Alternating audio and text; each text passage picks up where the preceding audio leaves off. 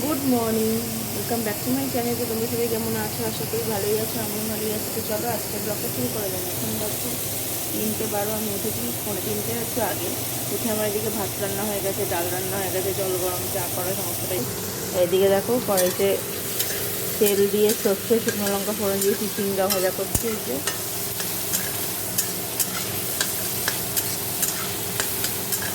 আর করবো হচ্ছে আলু ভাজা, পটল ভাজা, এখানে আছে মোরলা মাছ ভাজা, এই রান্না করবো।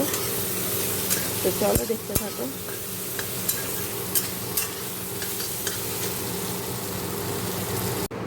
দেখো এই যে এই মাছ ভাজা হয়ে গেছে, এই যে আলু ভাজা, এই যে চিচিঙ্গা পটল ভাজা।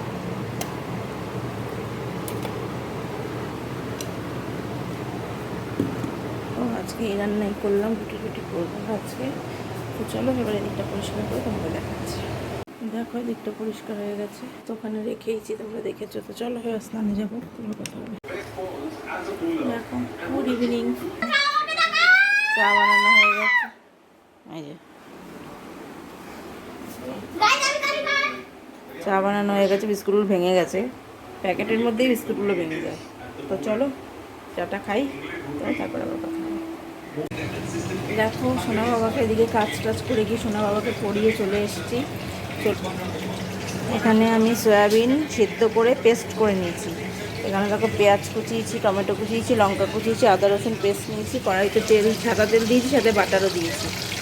আরও ওই মশলা দেবো, জিরের গুঁড়ো, ধনের গুঁড়ো, এগুলো দেবো, দিয়ে একটা পুর বানাবো। আমি সয়া পরোটা বানাবো, নিজের মন থেকে বানাচ্ছি, আমার মনে যেগুলো আসছে সেগুলোই দেবো।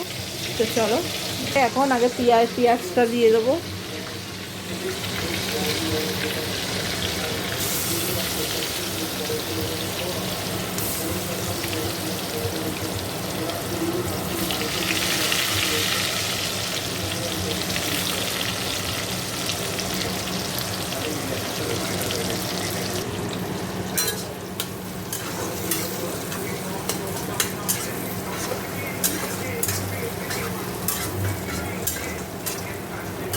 একটু ভাজা ভাজা করে আদা রসুন পেস্টটা দিয়ে দেবো, জিরের গুঁড়ো, ধনের গুঁড়ো, এগুলো দেবো। মাংসে যা যা মশলা লাগে আর কি, সেগুলোই ভালো করে কষিয়ে সয়াবিনটা দিয়ে দেবো। দেখো সব মশলা দিয়ে দিয়েছি, নুন, হলুদ, শুধু একটু মিষ্টি দেওয়া হয়নি, মিষ্টিটা দেবো। আর জিরে, ধনে, কাশ্মীরি লঙ্কার গুঁড়ো, সব আদা রসুন পেস্ট সব দিয়ে ভালো করে মশলাটা কষে নেব। কষে এটা সয়াবিন পেস্টটা ঢেলে দেবো।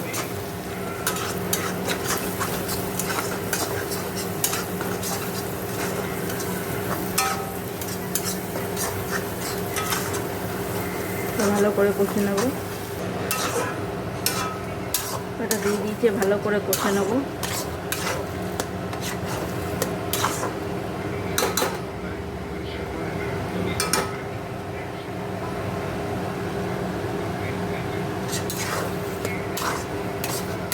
একটু নুন দিয়ে দেবো।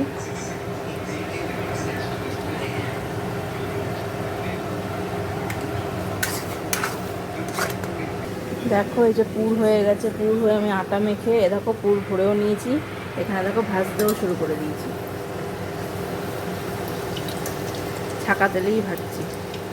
দেখো কয়েকটা বেলে নিয়েছি, কয়েকটা কোনো বেলা বাকি। এই যে পুর ভরে যেভাবে ভরে সেভাবেই ভরেছি। আগে কটা ভেজে নিয়ে আবার ওই কটা বেলবো।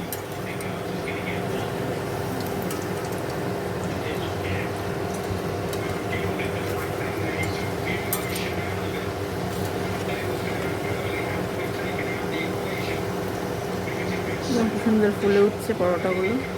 আর এই পুরটা বেশি হয়ে গেছে, রেখে দেবো, আর একদিন খাওয়া যাবে।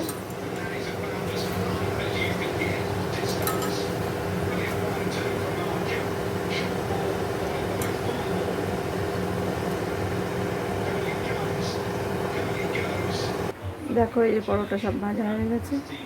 তো চলো আজকের ব্লগটা এখানেই শেষ করে দিলাম। সবাই ভালো থেকো, সুস্থ থেকো, গুড নাইট।